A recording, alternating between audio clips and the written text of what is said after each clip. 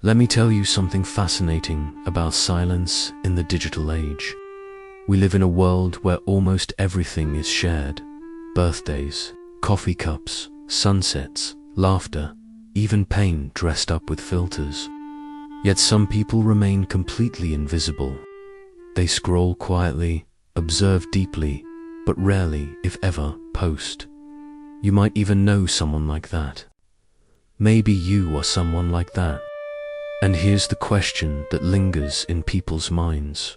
Why?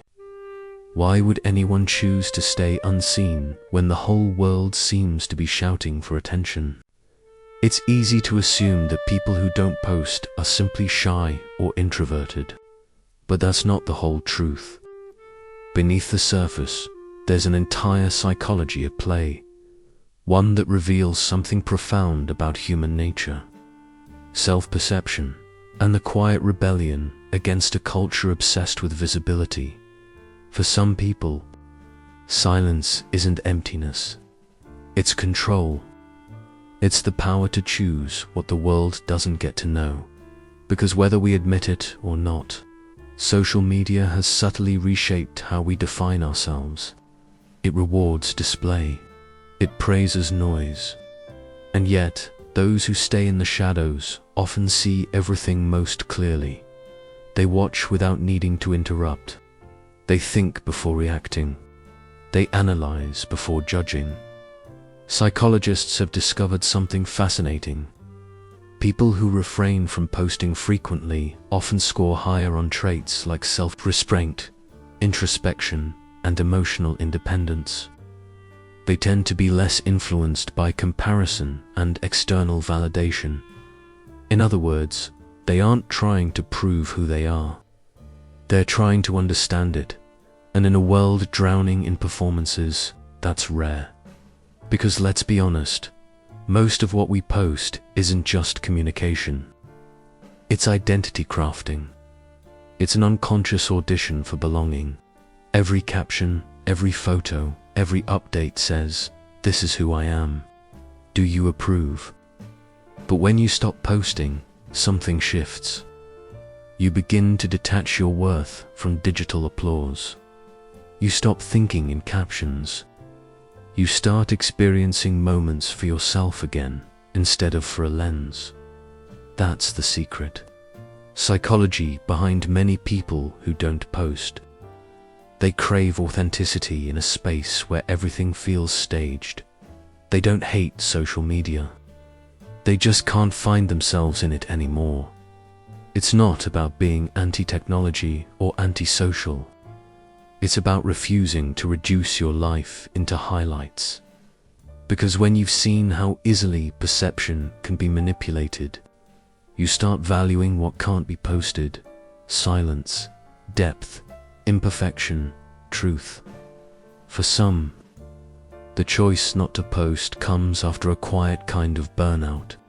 Maybe they once shared everything until one day it stopped feeling real. They realized that every time they shared something beautiful, they felt an invisible pressure to keep outdoing it. They weren't living anymore. They were performing, so they quit quietly. No announcement. Just a slow disappearance from the feed. But here's what's often misunderstood. Not posting doesn't mean not feeling. It doesn't mean they don't care. It often means they care deeply about presence, about meaning, about protecting what's sacred. There's a concept in psychology called psychological ownership.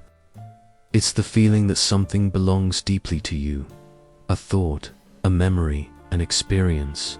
And when you post it, that ownership fades a little. The moment becomes shared property, open to judgment, misinterpretation, even mockery.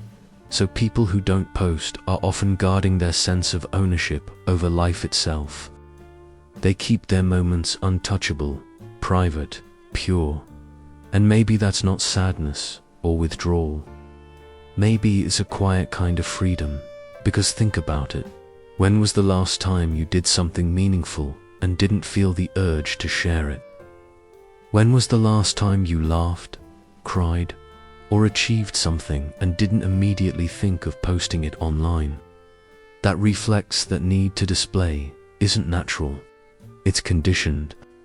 It's the product of a decade of likes, shares, and dopamine loops, training our brains to equate validation with value. And when someone steps outside that system, it feels like rebellion. But it's also healing. They start rediscovering the simplicity of doing things for themselves. Again, cooking without photographing it, traveling without tagging it, feeling without explaining it in that space. Something awakens, a self-awareness that doesn't need an audience. But not everyone who avoids posting does so from peace. Some are driven by fear of judgment, rejection, or being misunderstood. Social media has amplified a subtle form of anxiety psychologists call self-presentational pressure. It's the constant awareness that you're being watched, even when you're not. And for many, that's exhausting. They worry their words might be misread, or worse, ignored. So they retreat, not because they don't want connection, but because the cost of visibility feels too high. They want to be seen, but only truly, not superficially. And ironically, sometimes the quietest people online have the loudest thoughts. They're not absent, they're overflowing. They just choose stillness instead of spectacle. There's a deeper philosophy behind that silence. In a world that constantly says, "Look at me," choosing invisibility becomes a form of self-definition. It's saying, "I exist beyond your perception." They might scroll through others' lives, nodding, smiling, sometimes aching, but they rarely project. Because they understand something most don't. Not everything you experience is meant to be witnessed. Sometimes the most profound things in life, growth, grief, transformation, happen quietly, unseen, unposed. And when you've lived through enough of those private transformations, you realize that being unseen isn't the same as being insignificant. It's where identity is formed, not performed. Social media was built to connect us, yet it often leaves us feeling more isolated than ever. When you don't post, you stop chasing digital closeness and start rebuilding real ones. You notice who checks in without updates. You learn who remembers you without reminders. That kind of connection, unbroadcasted, feels heavier, warmer, more real. And the people who don't post, they live there. They build relationships that don't need proof. They find comfort in the unshared moment, letting life unfold without turning it into content. It's also about identity, security, knowing who you are even when no one's watching. When you're comfortable in your own company, you don't need an audience to validate your worth. That's not arrogance. It's peace. And ironically, the same people who don't post often have the most interesting stories. But they save them for when you're sitting across the table, not across the screen, because real connection isn't measured in comments or likes. It's in shared silence, in eyes meeting, in laughter that doesn't need witnesses. These are the people who carry worlds within them, who process deeply, observe constantly, and understand quietly. They don't need the world to applaud their existence. They just need to live it. And maybe, in a world desperate to be seen, their silence isn't a flaw. It's a mirror, a reminder that not everything meaningful must be shared. That sometimes the most human thing you can do is to keep something entirely for yourself. You know what's fascinating? The longer someone stays off social media, the more they begin to see the world differently. Colors look richer. Time feels slower. Conversations feel fuller. It's as if stepping away from the noise makes everything real again. Because when you stop performing, you start experiencing. There's beauty in walking through life without needing proof, of every step. You're not thinking about angles or captions. You're just there, alive, inside the moment instead of outside it. The psychology behind this runs deeper than preference. It's rooted in how our brains process validation. Every time we post and receive attention, likes, comments, hearts, our brain releases dopamine, the same chemical behind reward and addiction. Over time, we crave that validation. We begin to think in shareable moments instead of real ones. Now, imagine someone who resists that loop, who disconnects from the dopamine cycle. That's not disinterest. That's discipline. It takes self-awareness to resist something designed to keep you hooked. People who don't post often have a strong internal locus of control, meaning their sense of worth comes from within, not from approval. They don't need the digital echo of "you're enough" to believe it. And here's what's even more interesting. Studies show that people who take long breaks from posting or consuming social media often experience a measurable increase in emotional stability and life satisfaction, because when your identity is no longer being constantly mirrored back to you, it becomes solid. It becomes real. You stop editing your life into something digestible. You start living it in all its messy, beautiful, unfiltered complexity. Maybe that's the real rebellion. Staying whole in a world that rewards fragments. But silence online doesn't always mean serenity. Sometimes it hides exhaustion. For many, social media became a place they once sought connection, but ended up feeling drained. There's an emotional fatigue that comes from witnessing everyone's highlight reels while you're still piecing together your own behind the scenes. You start comparing even when you don't mean to. You start questioning your worth even when you know better. Eventually, some people step away, not out of bitterness, but self-preservation. They realize they don't owe the world a performance. They don't owe an explanation for their silence. And they don't need to prove they're happy just to be believed. That's one of the quiet truths of our generation. We've confused visibility with value. We assume that to matter, we must be noticed. But real meaning doesn't need witnesses. Some of the most defining moments of your life will happen without anyone watching. No cameras, no captions, no audience, just you. And maybe that's what those who don't post understand best.